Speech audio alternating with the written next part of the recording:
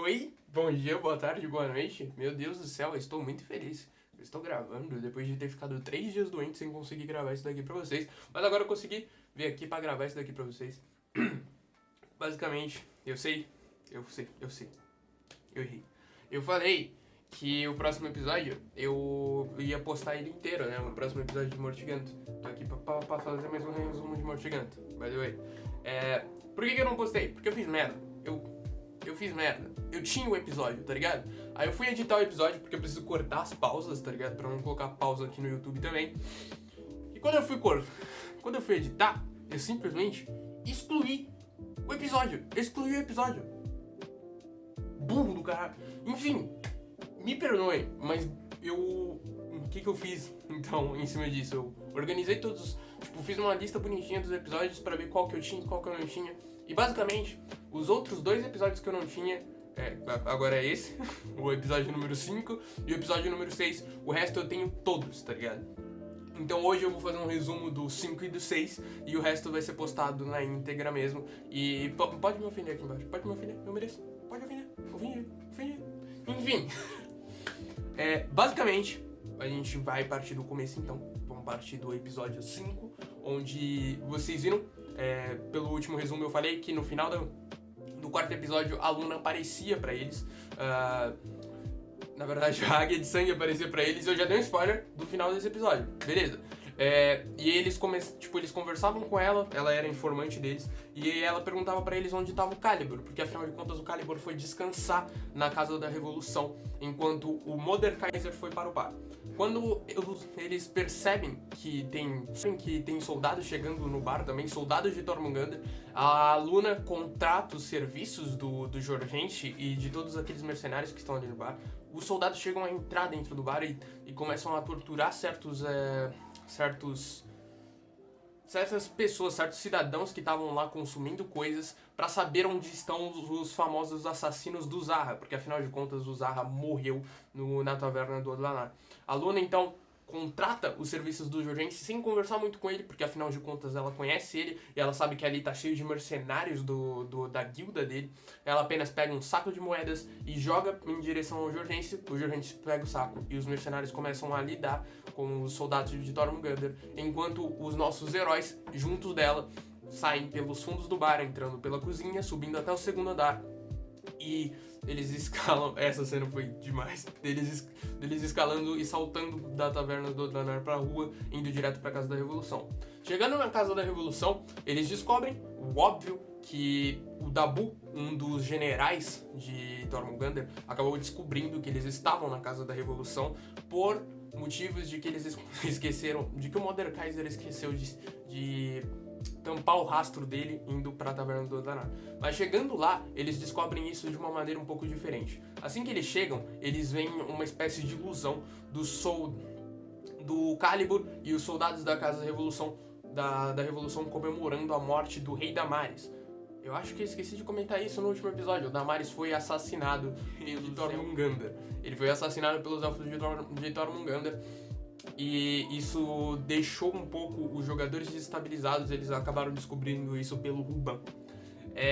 Então eles chegam e veem essa ilusão do Calibur junto dos outros soldados comemorando a morte do rei Damaris. Aí eles não demoram muito pra perceber que não é o Calibur, porque afinal de contas ele nunca comemoraria a morte do rei Damaris. E quando eles pedem pra ilusão ser desfeita, eles visualizam magos em cada extremidade da Casa da Revolução, manipulando o sangue, e eles que estavam fazendo a ilusão. E na frente deles, eles veem todos os soldados na verdade, grande parte dos soldados da Casa da Revolução estavam mortos.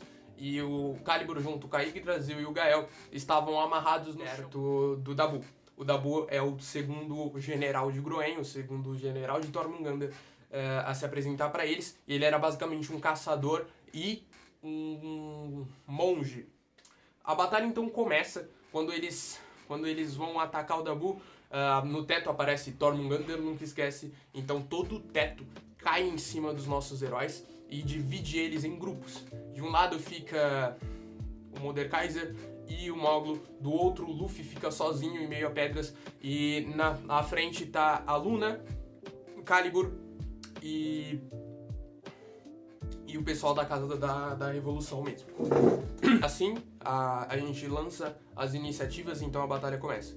Basicamente, resumindo a batalha, o Luffy descobre que ele tem uma habilidade nova, cuja mão dele brilha e um poder sai dela, um feixe de luz poderoso sai dela. Ele consegue se libertar da cúpula de pedras onde ele acabou de se metendo. Isso ele descobre, ele deduz que é por causa daquele pacto que ele fez há uns episódios atrás. O Moglo, junto do Mordekaiser, não demoram muito para... O Mordekaiser fica batendo na parede de pedra para se encontrar contra o Dabu, enquanto o Moglo vira um poderoso lobo, enquanto eles percebem que tem soldados vindo de fora da Casa da Revolução para lutar contra eles lá dentro. Na parte da frente, na hora da explosão, a Luna protege os demais com uma pedra azul. Ela bate a pedra no chão e um escudo sai dela.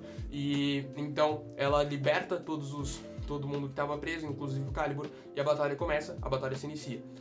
Assim que todos estão realmente lutando contra o Dabu, o Mordekaiser parte pra cima dele e o Dabu vai em seguida também. O Dabu era obcecado por caçar orcs. A história dele se resume a ele ser um antigo caçador que se juntou ao exército de Tormungandr, e então, por se juntar a eles, o Mavrael exigia que ele se tornasse um caçador de orcs feroz. Então, quando ele vê um meio orc, quando ele vê o Mordekaiser, ele fica...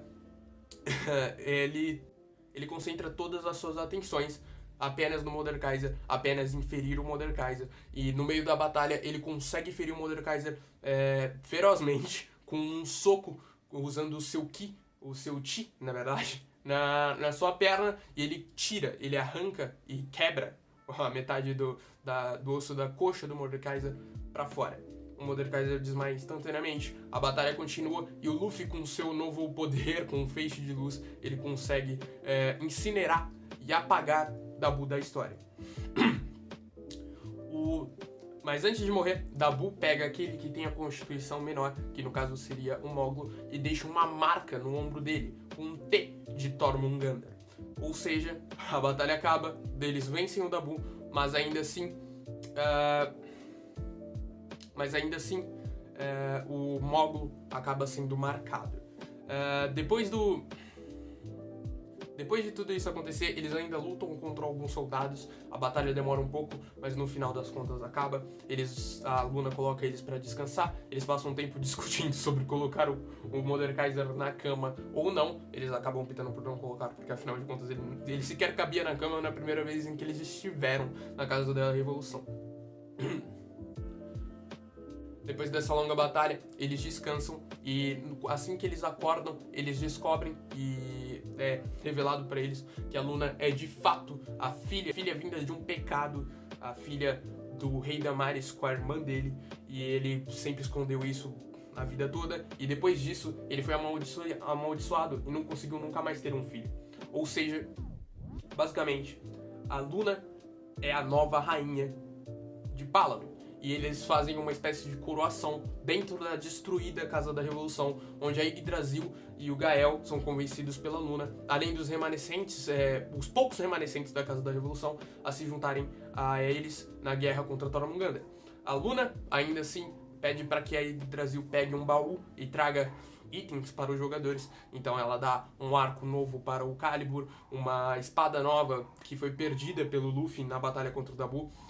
Ela dá uma espada nova pro Luffy e uma capa nova, uma capa vermelha nova para o Moglo.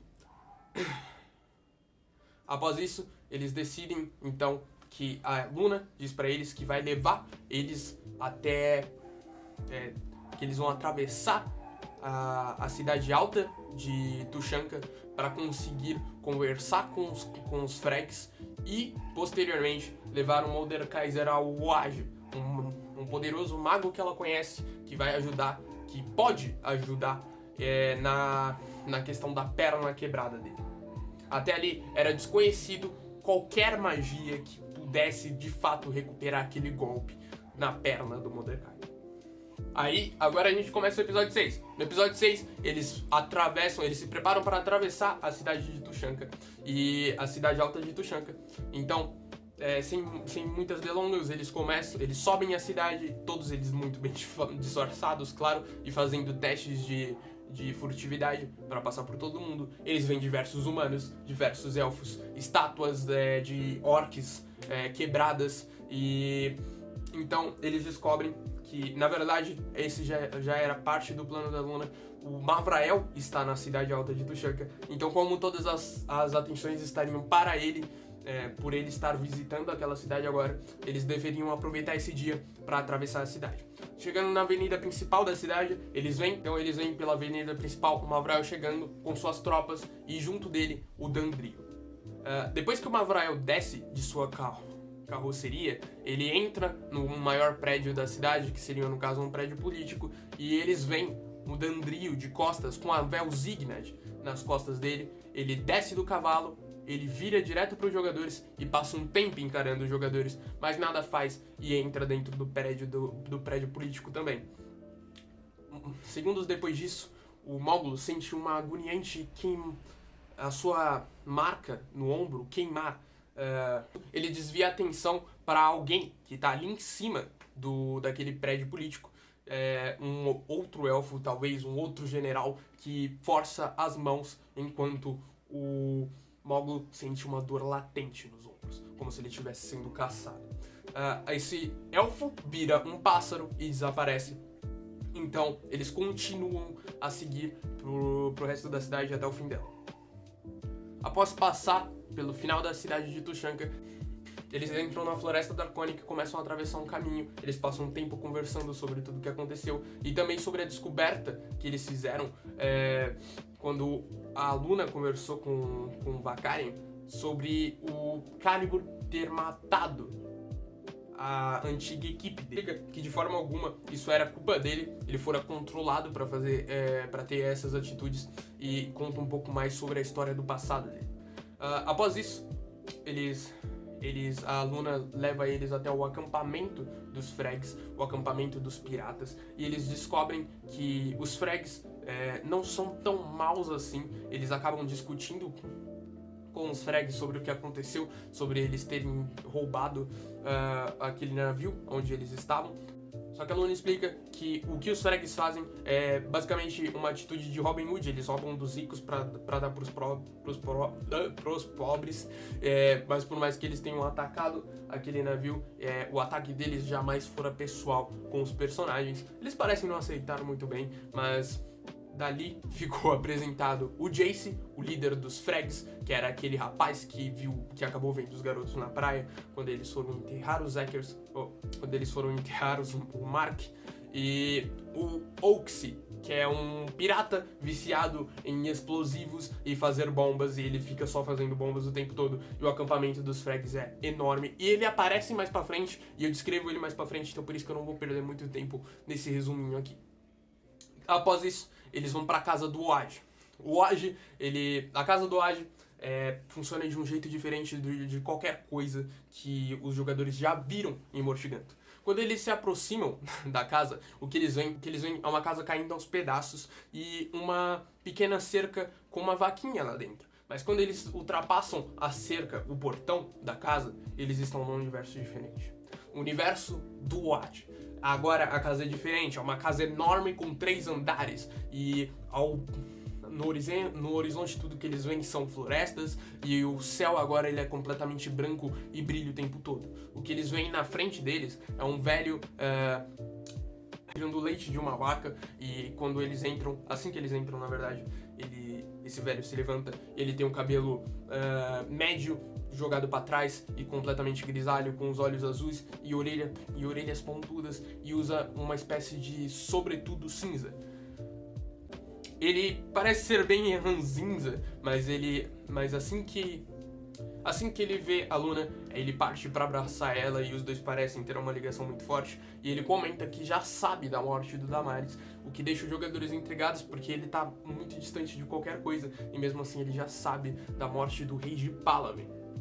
Após isso, ele percebe o Mordekaiser machucado ali, e ele tem certeza de que é por isso que eles estão ali, é por isso que a Luna trouxe aqueles rapazes ali pra curar o Mordekaiser. Ele leva o Mordekaiser pra dentro, e eles conhecem mais um pouco da casa do Oage, e o Moglo fica excitado, ele fica feliz com tudo que ele vê ali, porque o Oaji realmente parece um ser muito poderoso e sábio que poderia ensinar pra ele diversas coisas, mas assim que ele demonstra muita expectativa nisso, o Oaji dá uns cortes nele, porque ele não é muito desse tipo de ser que gosta de ter alguém ali pagando um pau, assim, pra ele, mas e em pouco tempo o Mogul acaba baixando um pouco a bola, e aí o Oaji examina o Mordekaiser e tem certeza e fala pra todos eles que não tem muito o que ele queira, o que ele possa fazer. A Luna então pede para que o Oaji fique com os garotos na casa deles enquanto eles terminam de realizar sua missão de impedir a ressurreição dracônica.